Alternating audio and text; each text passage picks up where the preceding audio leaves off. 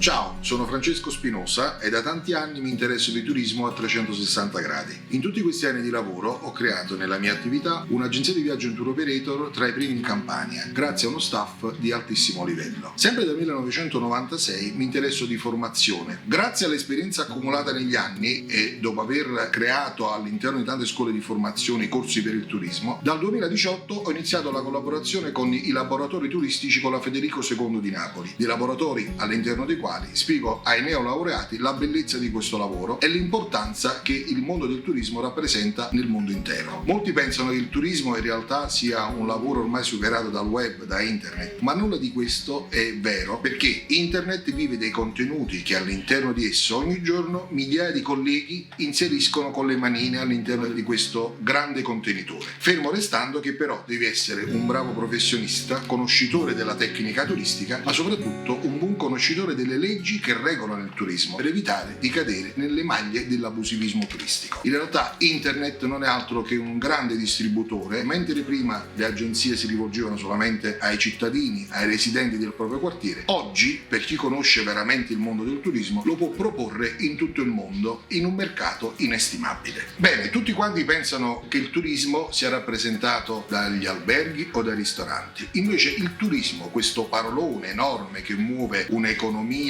e consumi inimmaginabili, non è altro, secondo la definizione dell'Organizzazione Mondiale del Turismo, la massima espressione a livello mondiale, è l'insieme delle operazioni che compiono le persone nel momento in cui si muovono dalla loro residenza abituale. Pertanto noi parliamo di turismo non solo quando si va in albergo o quando si va in ristorante, ma muove interessi inimmaginabili, dai beni di prima necessità ai trasporti, quindi trasporti aerei, trasporti treno, trasporti navi, gli alberghi, trasferisti, guide, ma anche i servizi accessori che sono rappresentati dai negozi di souvenir, dai locali notturni, dalle discoteche, e quindi tutto ciò che muove l'economia lo possiamo tranquillamente inserire nella parola turismo, perché all'interno di un paese non saranno sicuramente i residenti che potranno garantire gli acquisti all'interno di tutti i settori merceologici, ma è sempre grazie all'arrivo dei flussi turistici che i negozi e tutte le piccole e medie imprese possono offrire i loro servizi e i loro beni alle persone che transitano in questo o in quel luogo turistico o in quella città turistica. In questo periodo si fa un grande parlare del turismo perché è la prima industria nel nostro paese, rappresenta il 13% del prodotto interno lordo, e capiremo come è importante che quanto prima questa grande industria si riprenda e quindi possa offrire di nuovo tanti vantaggi a tutte le persone che ci lavorano all'interno. Auspichiamo tutti che quanto prima si possa riprendere il lavoro del turismo, perché tutti i settori merceologici, chi più e chi meno, ne viene sicuramente avvantaggiato.